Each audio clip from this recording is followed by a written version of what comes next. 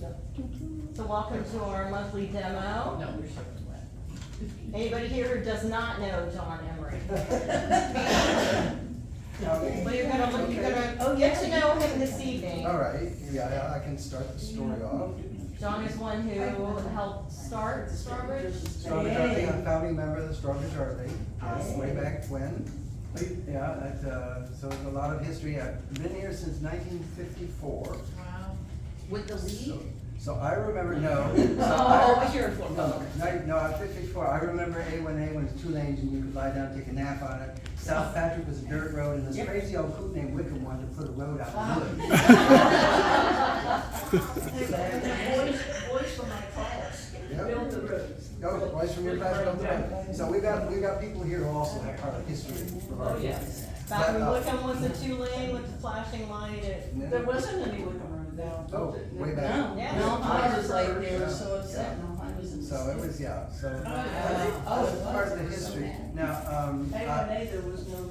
I graduated from Savannah High in 1968.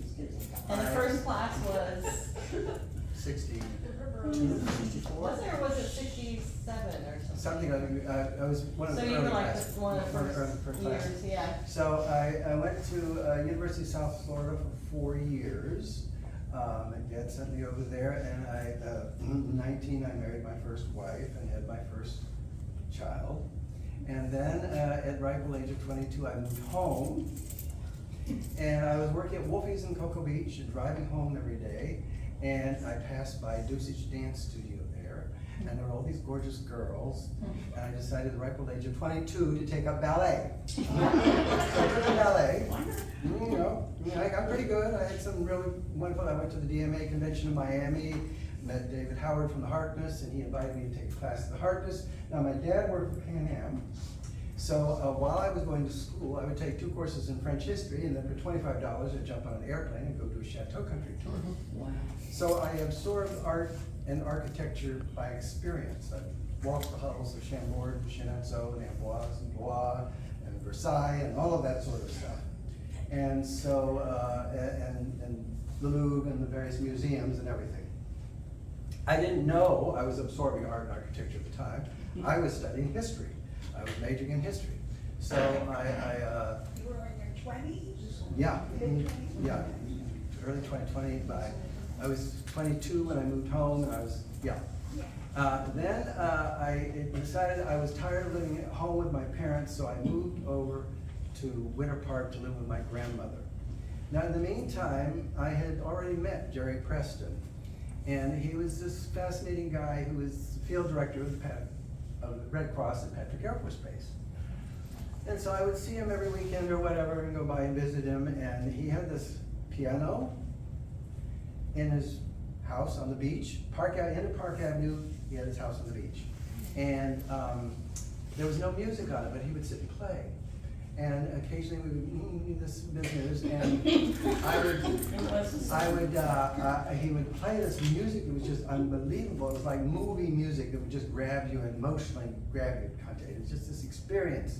This person had this brain that could do this stuff. And then 2 days later, I'd say, "Can you play that again?" No.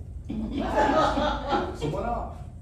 So it was quite a few years later, after we moved in 1976. Well, first of all, he became acquainted with my family, and we decided to make Christmas gifts. Now, I was working at Wolfie's in Cocoa Beach before I moved to Winter Park. I was working at Wolfie's, and I could get these bottles for free out of the bar. So we decided to make candle holders out of that. And that started his fascination with glass. That started Jerry's fascination with glass. He went down to Palm Beach for a fundraiser for the Red Cross, and someone down there taught him how to score and break glass. So then he decided, I took him over to Rollins College, which is where the Morse Museum collection used to be. Hugh McCain was head of Rollins College for years, and that entire collection of the Morse Museum revolved with the art department. So I took him over there, and he got fascinated. He said, "Oh, this is something else." He decided to take up making stained glass stuff. And he made his first lamp back in 1976. 74, I guess it was. Wow. This was his very first land. Wow. A It lot of looks like fun. 74. This is It his very does. first land. It's Now, I love it. he found an antique base and took it down to Palm Beach and sold it for $2,500. Wow. In 1974. That was real money. That was real money. And I was over, I moved with my grandmother over to Winter Park, and I was dancing down, I auditioned for and gotten into America on Parade. So I was dancing down Main Street every day, America on Parade, 2 parades a day. We looked out through our neck, our heads were up here, was strapped on here. Oh my goodness.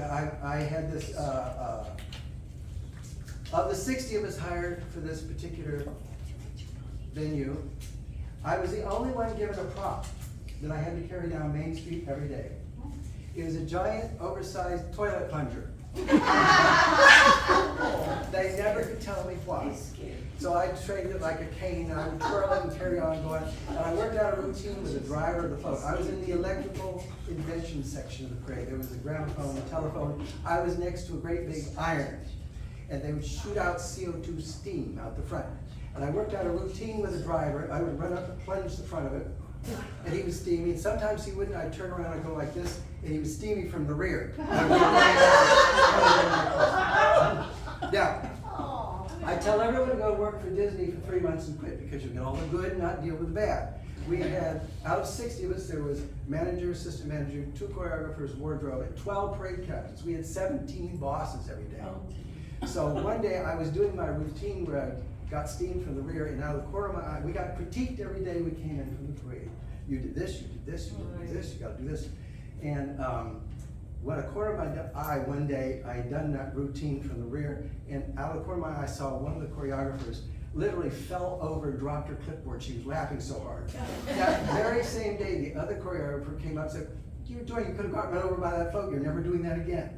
So the stress from all that, do this, do that, don't do that. I lost over 20 pounds in a month. I got the irritable bowel syndrome. Wow. Now, Jerry Preston had been a field director in the Red Cross, had been all over the Far East, done all kinds of things, and he had to move every 2 years. And he had exhausted the emotion of moving every 2 years for the Red Cross. I had exhausted the emotion of working at Disney. And so in 1976, he bought the house that we're in, and we moved in together and started PRESTON Studios. In November of that year, we started PRESTON Studios. So that's how this came to be. And I tell people, if you're going to go into the arts, you know, being successful means being at the right place, at the right moment, with the right product. That's the key thing. And it has to be almost a miracle that happens, but you have to be right there at the moment. We started in 1976. Now, we had a friend that we had met, Ramar Sutton, Bubba. He's an Atlanta boy. And he had an interesting personality. He was head of sales at Vic Osmond Lincoln Mercury when it was on US 1 there, right across from Kelly Ford. That's that big, there was a big old building there. That's where it was. And at one point, we realized this was an interesting personality. He had problems and so forth, and we helped him get up to Atlanta to get to, he had to decompress and so forth. And he ended up, he became PR person. He was a personality that could be public relations. And he at one point, he was a PR person for the Bahamas, and had all kinds of movie stars and so forth come down there, and he had Jerry go over to help him entertain these movie stars and all this sort of stuff. And we began this interesting relationship. And then he became the PR person for Aquarina in Melbourne Beach. And he decided to get his good buddy from New York, George Plimpton, involved. The George Plimpton. And I have another story about that too. Because in 1983, my dad was getting ready to remarry, and I wanted one more Pan Am ticket to remarry. So he got me a round the world ticket. Well, they stopped flying between Delhi and Singapore 2 weeks before I left, but I got to go to Delhi. I got to go see the Taj Mahal, touch the Taj Mahal, go that whole experience. And while I was there, I was following an English-speaking group, and the tour guide took a liking to me and said, well, are you going to Jaipur? And I said, sure. Well, meet me at Rambagh Palace. I said, okay, I'll meet you at Rambagh Palace. And, oh, bring your swimsuit. Okay. So I went swimming in the indoor swimming pool at Rambagh Palace, which had 5 trapeze swings over it. That was quite an experience, trying to go from trapeze. And then later on he said, meet me at the Polo Lounge at 5 and dress. I said, well, okay, so I put the best clothes I had on with me. And the Polo Lounge was this gorgeous facility with off-white everywhere. And it was long, 30 people in a line up to see the Maharani of Jaipur. And I didn't realize that. She motioned me, I said, ooh. She's a gorgeous woman in a beautiful sari lined with gold. I thought, what the hell am I going to say to this woman when I get up there? So I got up there and I said, well, this has been just an extraordinary year. Just 3 months ago, I had been up to Manhattan for the celebration of the Brooklyn Bridge with George Plimpton. She lit up like a Christmas tree, reached over and took my hand and said, George, you're such a dear man, give him my regards. It was at that moment that I realized who George Plimpton was, because I knew that George knew all these celebrities in Manhattan. But here was a woman on the other side of the planet who knew George. So it was quite something. When I got home, I called George up, and he was very impressed I'd been to India, so it worked out both ways. But this is some of the stories that involve how I come to the topic of global glass and doing this sort of thing. And you can go through some of the pictures here will show some of the stuff that we've been through. We started on our first successful lamp that we sold. We've done, probably 30 or more, was our Calla Lily lamp. Now, the whole idea that we had is that we never did a Tiffany reproduction. When we started off, there were no reproduction kits. So Jerry made his own molds, and we started the whole thing. So so the Calla Lily was our first successful lamp that we made so many of. Now this shows a Tiffany, and this shows a Preston. And the idea, here you can see there's an equality of quality. So we wanted to be sure that what we were doing was just as good. This one right here, this is what it looked like on our workbench, cutting out all that glass. Now the other thing that was amazing about our relationship, with Jerry's relationship, is he's the only stained glass person I ever knew that would sit and cut glass.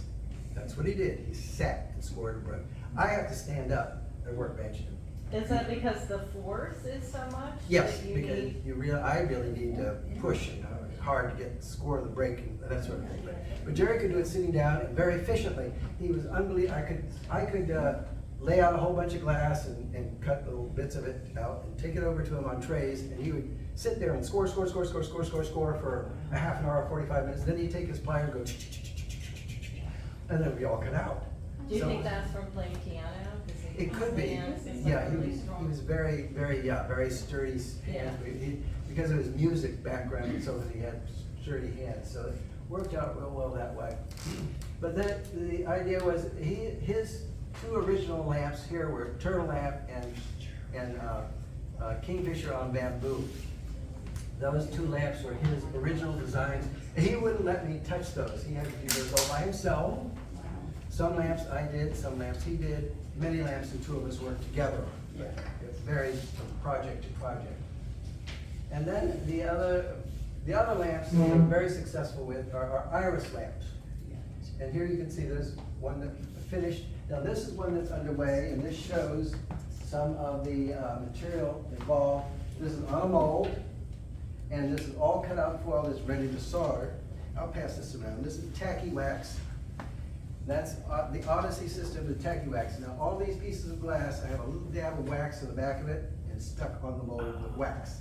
And this wax, I slice it up. I slice it up into little bits here, and then take little bits of it off and put it on the back of the glass. What do you do with the wax? I'm sorry, I didn't. You take little bits, take a tiny little bit and stick it on the back of the glass. Back of the glass. And then stick it on the mold. Oh, I see. Okay. That's what holds it on the mold and gives you shape. Because you have many different molds. I've got 12 or 14 molds of different shapes, sizes, and so forth. You do the lamps on. And when you solder the front side, then what I do here in Florida is I just take it out the driveway, let it sit in the sun, and I just pull it off. Yeah. It melts the wax. And then you have to solder the inside as well, so you solder both sides. but that's how you do the lamps. And you get, now this is a story that I've told before too. John Meltz is one of our collectors. He arrived on our doorstep on a motorcycle. And he was a real character. And he worked at the Metropolitan Museum. He lived in Winter Park, had a fabulous house there. And he commissioned us to do his bathroom windows, which are in the book. And then bought our first large angel trumpet lamp and put it in his living room. So he had great taste in how he decorated and all that sort of stuff. And that's still there, John. Oh, this That's is the still fellow. there, Okay. yeah. And so are your windows. Yeah, this is the fellow that now lives in John Meltz's house in Winter Park. So you made it good, very good. Nice to meet you. Yeah, it was quite a trip. But nice. I've never met this man before, but this is the first time. He drove over from Winter Park. He drove over from Winter Park. So that's part of the story there. Now, let's see, what do I have here? Oh, okay, this tells a little bit, also part of the history. From 1976 to 78, all we did was lamps. And then we suddenly realized that, oops, we're not gonna be able to make a living doing lamps because we weren't doing Tiffany reproductions, we were doing Prestons, and people didn't always understand what it was about, so it was not easy to market this product.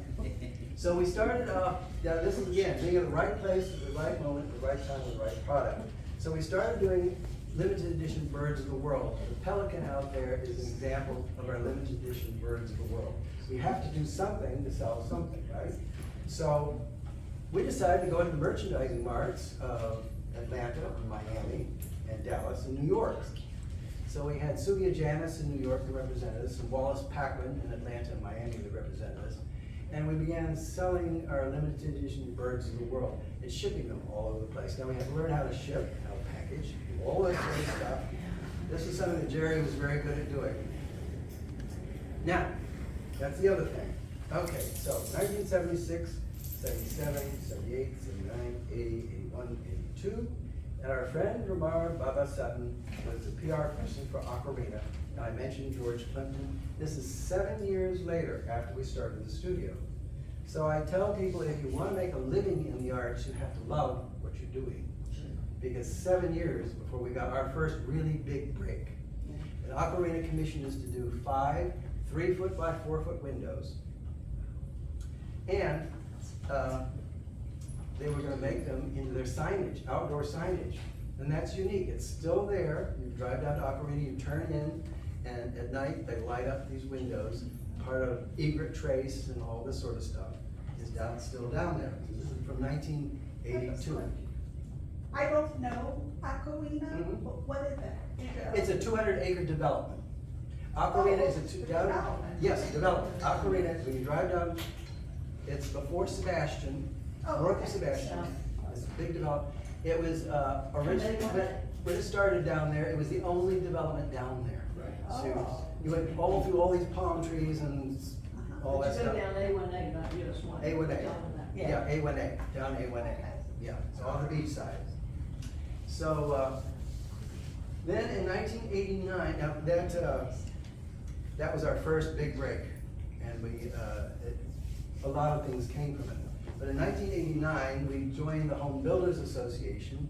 We did our first entrance in, I forgot to mention this. Okay, the one thing that made all of this possible, our glass possible, is I took Jerry over to see the windows, the Morse Museum collection at Rollins. And one of the big windows they had displayed there was Tiffany's Magnolia window. The thing about the Magnolia window is that the background is all clear window glass. Clear window glass is cheap. Stained glass is expensive. And that's why we developed our limited edition Birds of the World with clear glass backgrounds. That made it financially possible to do, because each of the showrooms in Atlanta, Miami, New York, and Dallas needed 8 windows. So we had to do 8 samples in each showroom. So this was a lot of forward moving, a lot of money. Thankfully, Jerry had taken out his retirement from the Red Cross, and that helped finance our beginning. So that's how that came about there. And then the Ocarina thing was such a big deal. They also had, there were two pieces of architecture in Brevard County that are not there anymore. There was the Glass Bank in Cocoa Beach, that amazing building up there. And the Ocarina Ocean Club was the other piece of architecture, because it was another big glass building, metal glass building. It was curved front and all this sort of stuff. And when you went up the stairs, what you came to was our 6 foot by 4 foot window up there with a roseate spoon mill and all that. This window now, 6 foot by 4 foot, is in the Melbourne Beach Library over where you check out the books. You can still see that. Yes, it looks very familiar, doesn't it? Yes. Yeah, it's still, and they, anyways, so that's where that was. And then after that, we got Hunter's Green, a development in Tampa. Did the same sort of thing over there in North Tampa, near University of South Florida, a whole big development. And then in '89, we did Charlie Boyd Home's model home entrance. And that started a whole other thing. Now, the wonderful thing about entrances and the way I was able to sell them and market them is that when you, the first thing you see when you walk up to someone's house, it's the last thing you see when you leave. So it becomes an important feature of the house if you think of it that way. So working entrances like this, 1989, we did this for Charlie Boyd in the Cloisters. And after joining the Home Builders Association, we never looked back, because we did entrance after entrance after entrance, many, many, many entrances. And then we did